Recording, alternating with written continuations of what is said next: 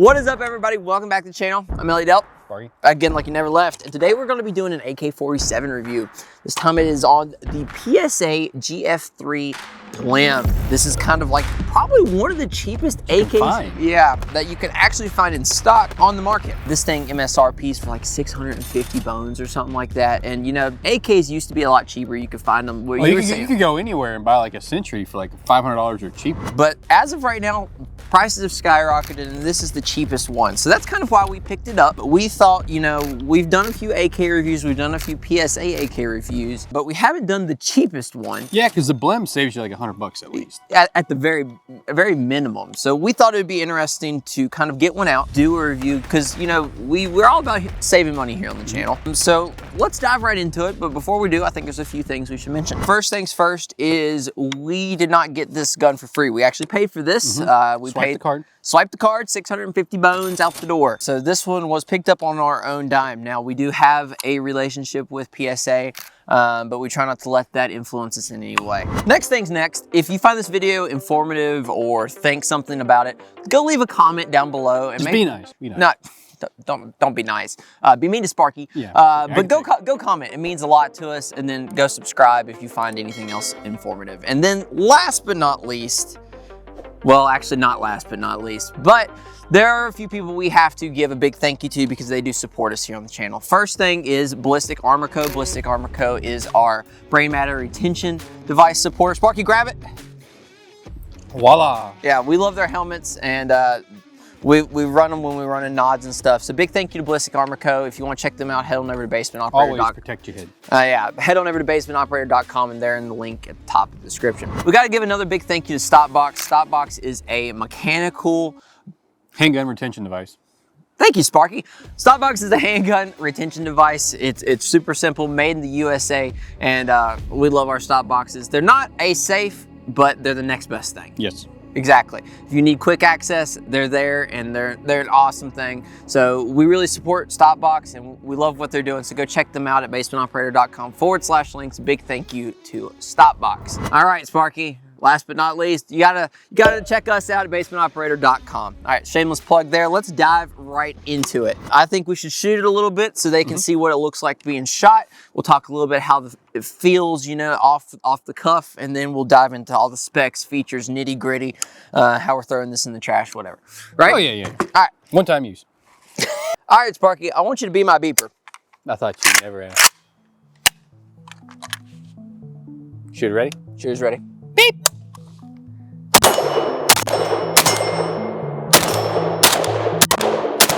Wow.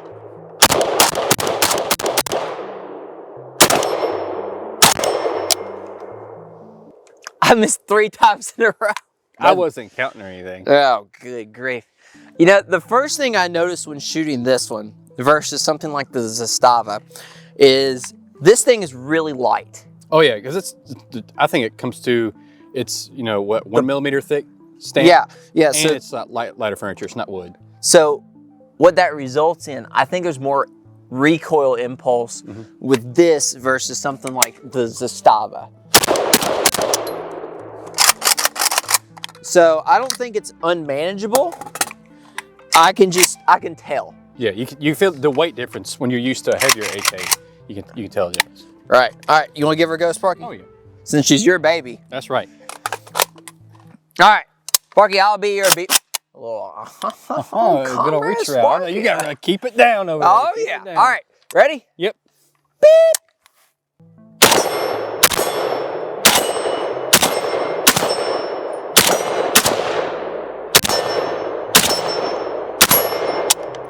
Uh-oh. Nah, you're probably out. Yep. I don't think that one was loaded all the way. Ah! Anyway, all right, Sparky. Thoughts, questions, comments, concerns? I thought it's great. I mean, for $650 AK, you can't go wrong. Anything else? Do you notice? That's it. That was it. All right. End of video. Spit it out, Clark. Am I wrong in the recoil? Beep, beep, that's all, folks. Do you notice more recoil? I do. Yeah. You know, compared to the Zastava, Which is a heavier rifle. And even like the 103s. Well, the 103 has a big break on the end of it. It does. It's got, you know, more furniture to it. But this with the, you know, a little bit cheaper. Polymer, cheaper furniture, but it's your more traditional looking AK. That's very true. So yes, you do notice the recoil a little bit more. And especially if you're used to a 5.56, yeah, you're gonna notice that recoil. But it's not unmanageable by any means. You notice it. You just feel it. Yeah, like we shoot a lot of AR-15s here. So when you swap over to the 30 cal, the AK, it's noticeable. It's noticeable, especially like you had mentioned. And I think the big thing might be the furniture. So all the other AKs we have do have wood furniture or the metal furniture for like the more tactical look. And I think when you switch to the straight polymer, it cuts a lot of that weight. Well, that and you're also used to run like lights, suppressors, That's optics. True. This is bare bones. You're running the old, you know, iron sights. So. All right, let's take it back. Sure. All right, so with all that shooting, we need to mention True Shot, which is the big ammo supporter here on the channel. We got to give a big thank you to them. So make sure to go check out True Shot. Head on over to basementoperator.com/links. You better call them. Yeah, we did run out of ammo. Big thank you to True Shot. Head on over to basementoperator.com/links, and there you can find their link. And if you use code DELP, it'll save you a little moolah on 300 bones. So Sparky, let's talk about this. Let's go from the very tip here to the butt here and go over kind of the specs of this thing. And then we'll talk about kind of use case, what you get this for, what you can do with it, because I think potential is better than the actual deliverable. I think PSA did better at like providing a good platform. Yes, I agree with that statement. Okay. All right, so at the very tip, we have a slant brake. Slant brake. Very common. Just your traditional AK. Yeah, just your traditional AK. There's a detent here, just like every other AK. You can twist it off, super simple, super easy. We did not run this one suppressed. I still have bad memories of running AK suppressed. I shot. Always use an alignment rod first. I ordered one actually. You'll be proud of me.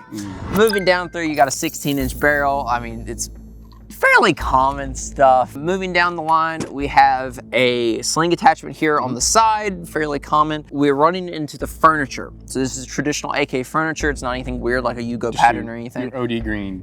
OD green, and this is where we actually found the Blem. So we didn't mention this before, but this is a Blem PSA AK. Which if you're familiar with PSA, you buy Blem, it's not really that big a deal. Yeah, I've probably bought a ton of Blem PSA stuff from like random lowers and stuff like that. I've never scratch here or there. Yeah, this one's we've actually found something.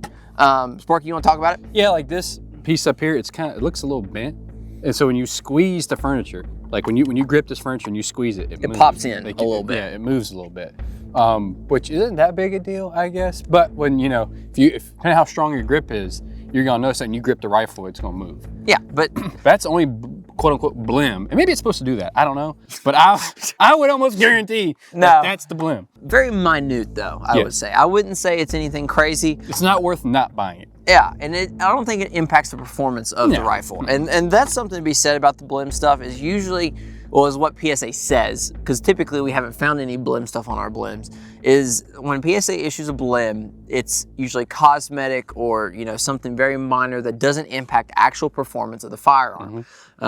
So this doesn't really do much. It just moves a little bit, and it's not sitting there rattling. It's just when you could probably fix that. Yeah, you can probably tap it out. Yeah, pair of channel locks, you can fix that. Yeah, but like you really have to like grip it down for it to move, and it's really not that, in my opinion, not that big of a deal, especially since it's advertised as Blem.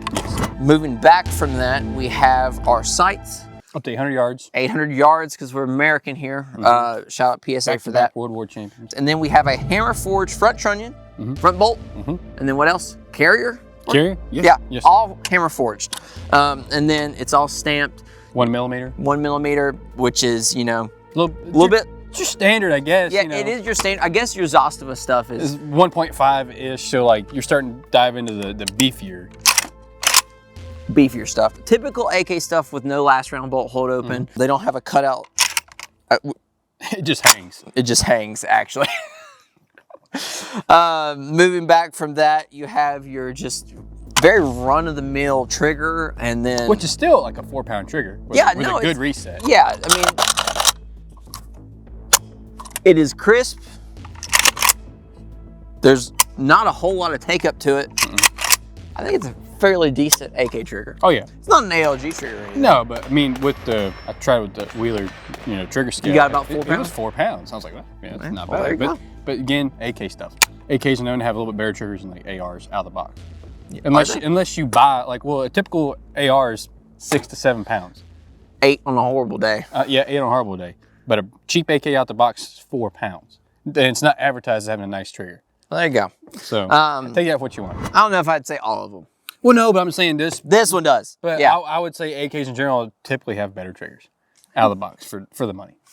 If you took a $600 PSA AR, it's gonna have like a 7-8 pound trigger in it. Okay, that's fair. All right. That's the point. Cheap AK to cheap AR, you're saying cheap AK beats it. Yes. Okay. As far as trigger. For cheap stuff. Yes. All right, moving on. Caveat. The optics mount here, Which is nice for the money. it's very typical. Midwest Industries makes an optics mount. We have an optics mount for like it. $100. They're $100. They work good. They bring the optic above the dust cover here, and they're quick detach. They're simple. We chose not to run anything on this one because I mean it's very bare bones, and I feel like this is how most people that get this gun would run it. That's how I'm planning on running it. I mean, I don't think it needs an optic. I think the iron sights work perfectly fine. We were shooting here at 30, 40 yards with it all day, every day.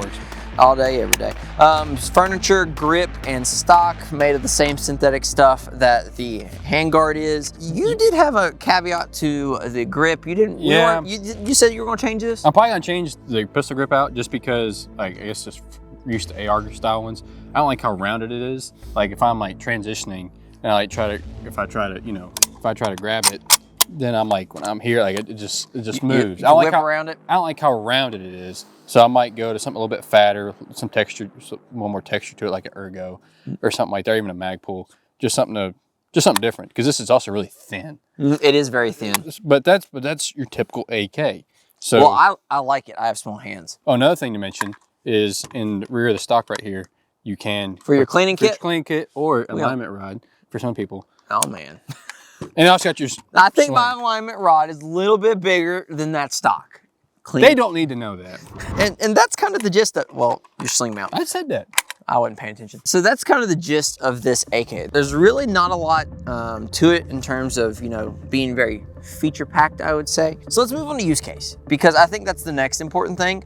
Why you would buy this. And then I think this would also be a good, future builds type gun. For me, why to buy one? I wanted one just simply because of I wanted an AK just to say I got one. And I think that's why most people would get this one. $650, you get it. You get an AK. Now, if you'd asked me 3 years ago, I'd be like, now looking back on it a couple years ago, I wish I'd got an AK sooner. Because they've used to be a cheap gun to buy. Well, all guns used to be cheaper 4 to 5 years ago. But ammo used to be stupid cheap before they started banning all the Russian stuff. Yeah, that is a thing. This is more expensive to shoot than a 5.56. All of what we were shooting from True Shot was all brass, and that stuff. Like 50, 60 cents a round. It's expensive, and even if you can find it cheaper than that, you usually end up paying more for the shipping price of it. So, ammo is not what it used to be on the AKs. I used to make fun of the SKS and AK guys, but now I'm like, I kind of wish I'd hopped on that bandwagon a little bit sooner. Yeah, for real. But yeah, like so. But I wanted an AK just to round out the collection. And just to have one. And I think this is great for that.